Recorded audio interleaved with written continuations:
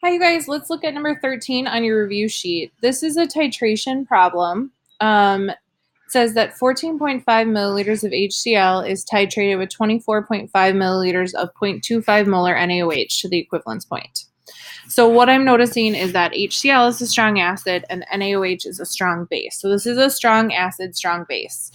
So what we need to remember is that when you have strong acid, strong base, the dissociation is 100%.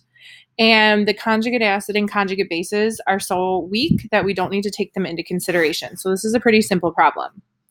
So the first thing that we want to know is what is the molarity of the HCl? So again, the key here is that we're at the equivalence point, so it should be neutral, which means that the moles of my sodium hydroxide are going to be equal to the moles of my HCl.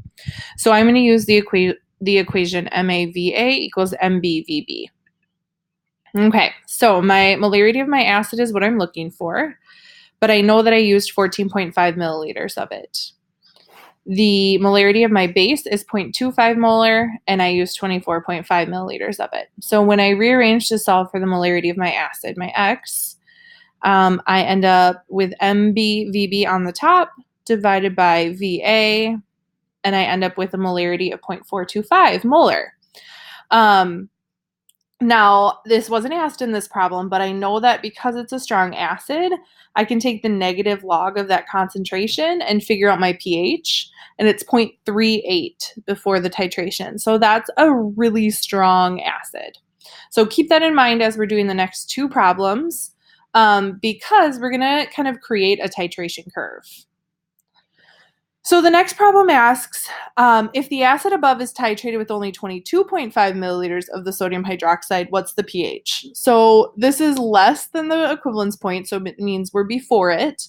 So it should be acidic because we put the acid into the beaker first, and then we add the base. So in order to calculate the pH, we need to know how much of the acid we've used up. So first we're going to calculate the moles of acid.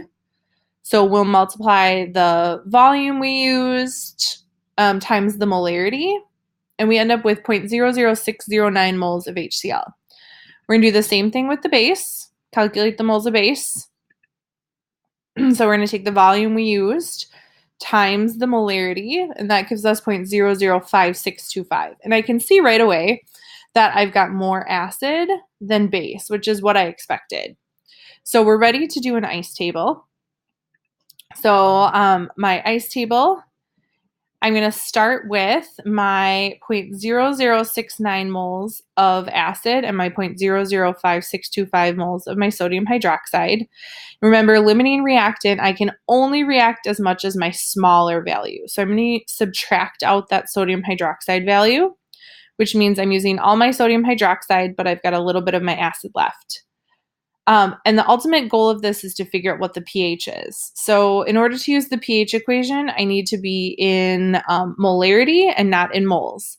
So I'm going to take my moles of acid and I'm going to divide it by the volume of my solution. So I need to add together how much acid I had and also how much base to get a total volume. So I end up with a 0.126 molar solution of HCl. Now I started with 0.42 and I've reacted a bunch of it. So that makes sense that that value is smaller. So when I plug it into my pH, I end up with a pH of 0.90. So it's a little bit higher than what I started with. We're in the buffer region. So even though we've added quite a bit of base, it's holding that steady, which is what we would expect. So the last part of this problem then is after the equivalence point. So we've gone past the equivalence. We have a super bright pink solution. We've added 25.6 milliliters of the 0.25 molar sodium hydroxide, and we want to know what the pH is. Now, I know that I've added too much of the strong base, and so I'm going to assume, or I'm going to guess that this one's going to be really basic at the end. So we're going to follow the same process, calculate the moles of acid, and we actually haven't changed how much acid we've used. So this is the same as the last problem. We're going to calculate our new moles of base using our new volume, but the concentration hasn't changed at all. So that's 0.0064. And I can see, like we guessed, I've got more of the base than the acid. So this is probably going to be a basic solution. So I'm going to go ahead and set up my ice table here. I'll start with each of the values I just calculated. And then again, limiting reactant, I can only subtract out the smaller amount. So this time I'm subtracting the amount of my acid. So I've used all of my acid, but I have a little bit of base left. And this is in moles. So before I can put it into the pOH equation, since it's NaOH, I need to get it back to molarity. So I'm going to take the moles divided by the volume.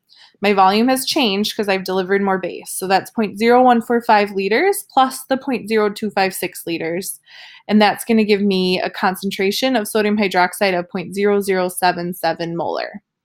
So from that, I can calculate a pOH, which is 2.11. But pOH is not what we want to report in because it's not easy to compare to the pH values that we've already gotten. So we're going to take 14 minus that 2.11, and that's going to give us a pH of 11.89, which is really basic. And we expect if we have too much of a strong base, that should be a basic solution.